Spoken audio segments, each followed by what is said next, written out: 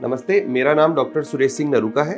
मैं Apollo hospital में ENT विभाग में सीनियर कंसल्टेंट हूँ। पेशेंट प्रमोद कुमार मिश्रा हमारे पास आए थे, तब उनको एक बहुत ही अजीब सा कॉम्प्लिकेशन हुआ था।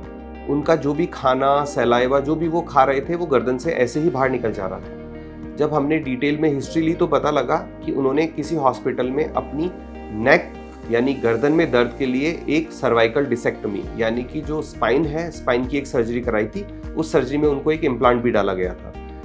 जब इम्प्लांट डालते वक्त कॉम्प्लिकेशन हुआ और वो इम्प्लांट गलती से खाने की नली को फाड़ता हुआ वहाँ पे शिफ्ट हो गया था, तो उसकी वजह से प्रमोद मिश्रा जो भी खा रहे थे वो सारा खाना उनके गर्दन से ऐसे ही बाहर निकल जा रहा था और इवन उनका सलाइवा भी बाहर निकल जा रहा था। तो ऐसे में वो खाना भी नहीं खा पा रहे थे और उनकी लाइफ बहुत ही अजीब सी हो गई थी। तो वहाँ के डॉक्टरों ने उनको बाद में नाक से एक पाइप डाल दिया जो उनको खाना पेट में पहुँचा रहा था, और जब वो भी सफिशिएंट नहीं रहा तो उन्होंने डायरेक्ट पेट में एक नली डाल दी ताकि वो खाना वहीं से डाल पा रहे थे। तो पेशेंट पिछले 6 महीने से मुंह से उन्होंने खाना नहीं खाया था क्योंकि सलाइवा भी इवन गर्दन के रास्ते से बाहर निकल रहा था। एंटीरियर सर्वाइकल डिसेक्टमी नाम का उनका ऑपरेशन किया गया था, जिसका ये एक बहुत रेयर कॉम्प्लिकेशन है। मोस्टली जो कॉम्प्लिकेशन होते हैं वो अंदर के अंदर ही होते हैं, यानी कि खाने की नली से सांस की नली में अंदर ही अंदर ओपनिंग बन जाती है, लेकिन बाहर की तरफ ओपनिंग बनना अपने आप में एक दुर्लभतम मामला है, जिसमें सलाइवा सर्जिकल कॉम्प्लिकेशन की वजह से खाने की नली से सीधा गर्दन के रास्ते बाहर आ रहा था। हमने पेशेंट की सर्जरी की, पहली सर्जरी हमने जब की तो हमने देखा कि सर्वाइकल इम्प्लांट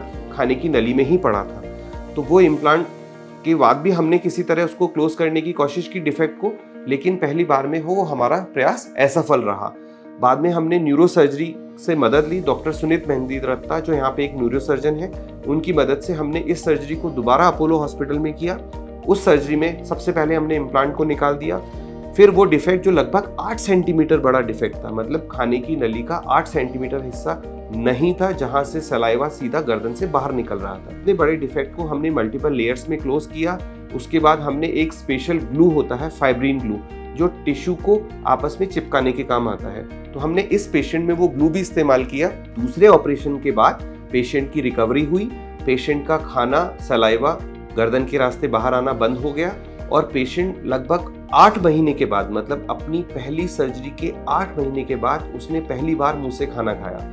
पेशेंट अब बिल्कुल स्वस्थ है, पेशेंट का वजन भी अब बढ़ने लगा है, पेशेंट का सारा जो लाइफ का जो मैस बन गया था वो भी अब पहले से बेहतर है। पेशेंट अपनी नॉर्मल लाइफ जी रहा है और अब पेशेंट पहले से ही जैसे पहले खाने को स्वाद लेता था, पहले खाना खाता था, वैसे ही अब खाने लगा। Thank you so much. नमस्ते।